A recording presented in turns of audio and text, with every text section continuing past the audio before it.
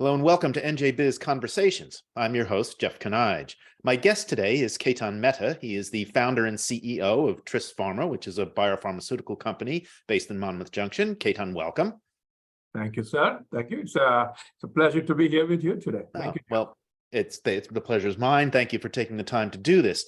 Now, I was interested in speaking with you today because I know your company is developing a new treatment for chronic pain that could actually also help alleviate the opioid addiction crisis, and I want to hear all about that.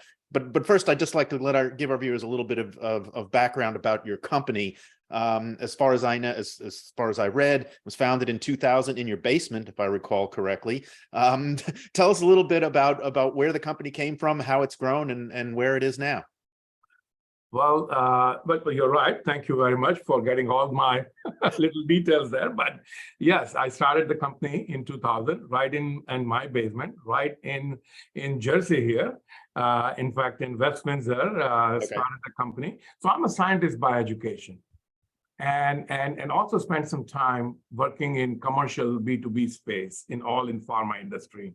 Right. I saw that there is a need to develop some unique technologies which really addresses a lot of unmet needs in the industry. And really that was the idea, that how I can contribute on a meaningful way, forge an identity, something that I can build. And that led me to founding the company. And so here we are after 23 years, bit by bit.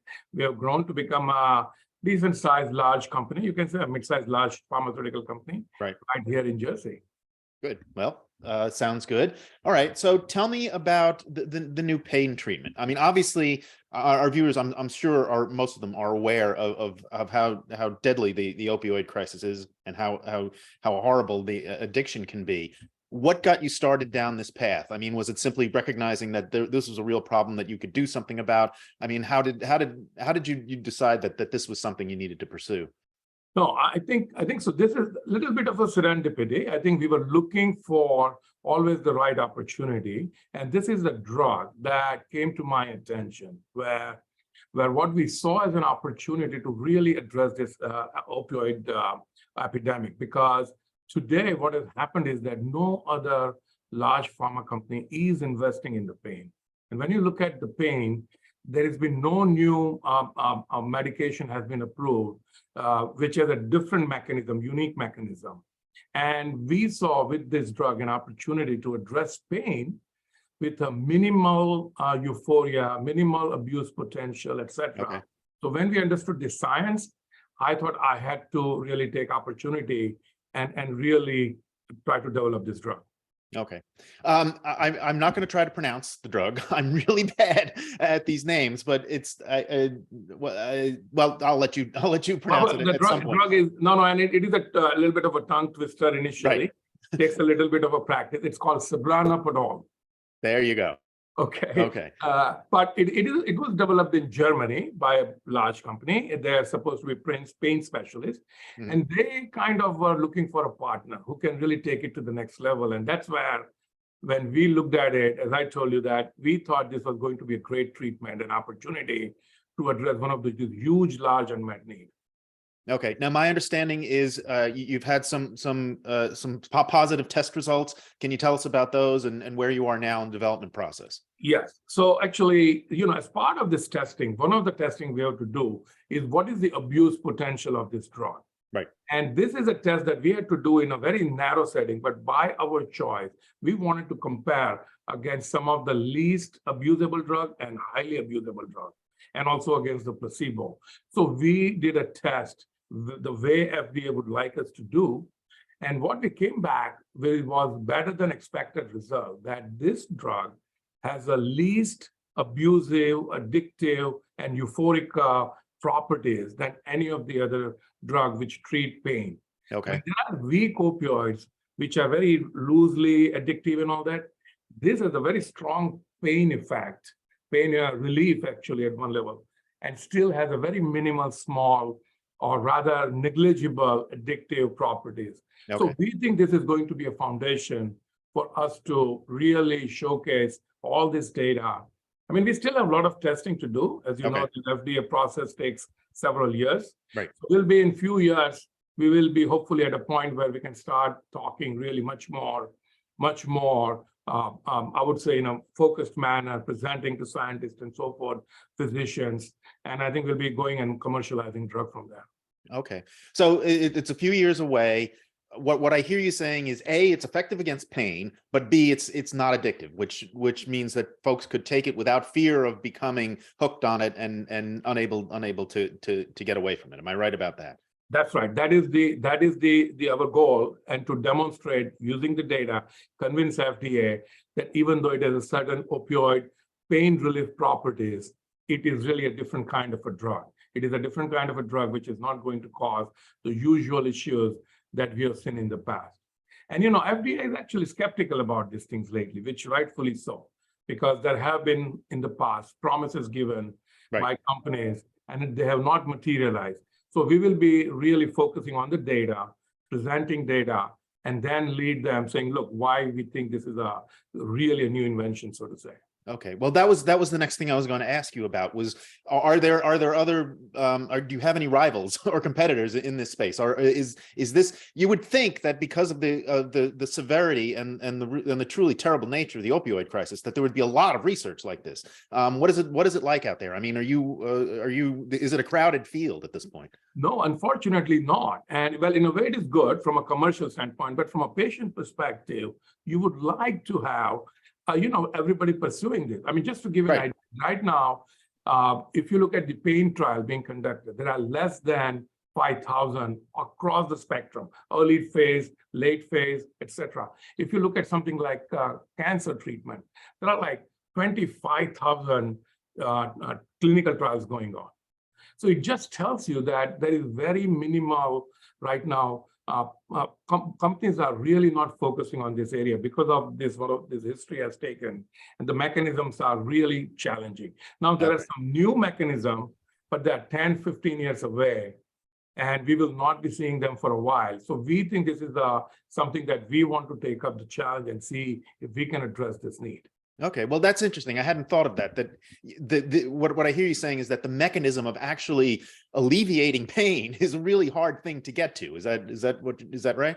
That's correct. And also meaning, so if you're going to do it, you have to go through this what you call opioid paths. But if you create this opioid path, the challenge is that how are you going to make it safe and non-addictive and so forth? And that's where I think Holy Grail is, and we want to focus on that. Okay. Now, there's been, as I'm sure you're aware, a lot of talk of for example, legalized cannabis as not a solution to the problem, but something that would alleviate it. But that what I'm hearing is that it's not quite as effective as that mechanism of alleviating pain is not quite as effective. Is that right? That there is no data that has really established that without the side effect and the addictive nature and euphoric nature and so forth. Right. So I think there's a lot of talk about it. There's also a lot of issues with that. I would rather not go there because it's still wild west there, the cannabis related. But there is an opportunity from what we understand, but we are not focusing on that. Right. We think we have something that is really going to be unique. Right. I'm just comparing it to some of the other things that are out there that we've heard about. I'm curious about the size of the market. I think some of the materials I read from your company show that there are at least 50 million Americans who suffer from some sort of chronic pain. That sounds like a lot. Again, I'm curious as to how you view that market and why there isn't more attention being paid to it. I think so. So you're absolutely right. The need is just overwhelming at one level. And what has happened that because of this epidemic, opioid epidemic, there is less and less prescription of opioid, which is good in a way, but it does not address the need for that. There are no other treatment. And because when you look at the top 20 companies, except for one, none of the companies are developing drugs for pain. And the one which is developing, it is going to be mediocre at best in terms of its potential as a pain relief.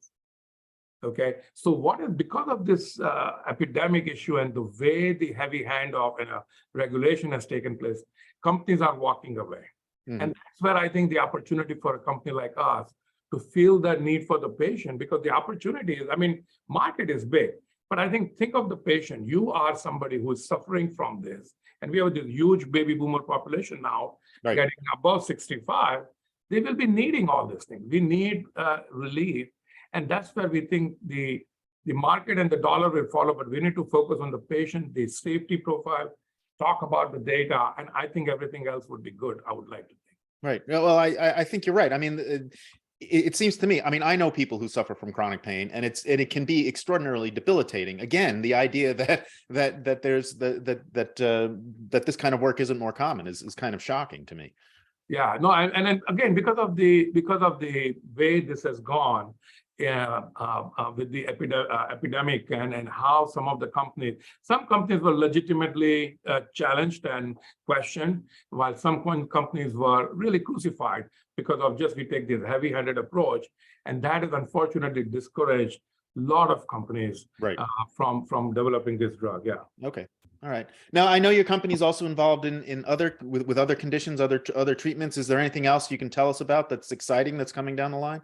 Yes, I think one of the passion that I have is really on the what I call the challenges of the spectrum disorder, autism, for example, the ADHD, which is not Right. so much on the spectrum, and Tris is commercializing 4 products for ADHD, for example, using our proprietary technology that we have developed.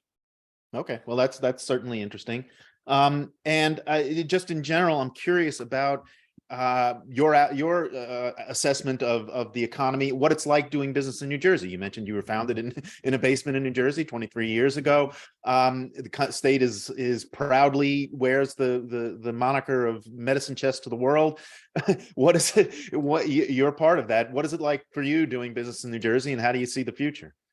No, I think New Jersey has, as you very well said, I think there's about what 500,000 at least people focused in healthcare, and so I think there is a vast talent pool at one level, and it is really easy to recruit the people to pharmaceutical companies, because pharmaceutical companies, just like many companies in the state, we need more specialized educated pool of workers. For example, we have about 350 people right here in New Jersey that work at Tris location, and about 200 of them are involved in manufacturing, testing, R&D, etc. Right. And you need a very talented pool at one level. At other level, New Jersey is also home to me and my kid. My kids grew up here, and it's a very diverse state. Absolutely. Very much at home. As somebody who came as a student from India, I feel very much at home in New Jersey. So I think, look, it's lot to offer. Shore is not too far. I think we have a rich history here, and then of course the talent pool. So I can't really complain about anything, and we are able to grow relatively quickly because of that. Right. And from where you are, you're right between 2 major research universities. So I'm sure there's a pipeline right down Route 1 for you. That's correct. That's correct. And I think we've been, again, we have a lot of Rutgers graduates. In fact, Rutgers is when it's playing here, there's a little party atmosphere at times. Everybody's wearing Rutgers shirts and whatnot, and it is really fun. Yeah. We are in South Brunswick, which is a little bit not too far from North Brunswick. And, Right. and it's really fun being here. Okay, very good. Well, I hope you come back and let us know about the pain medication develops and some of the other ones, and tell us a little bit about how you're doing. That'd be great. I would love to. It would be a great pleasure, in fact, to come back and tell you and more about. And really, you do a great year talking to all the right business leaders. So thank you for inviting us today here. Oh, well, thank you, Ketan Mehta, the founder and CEO of Tris Pharma. I really appreciate you taking the time to talk to me today. Thank you. And thank you for watching. Until next time, stay safe, everyone.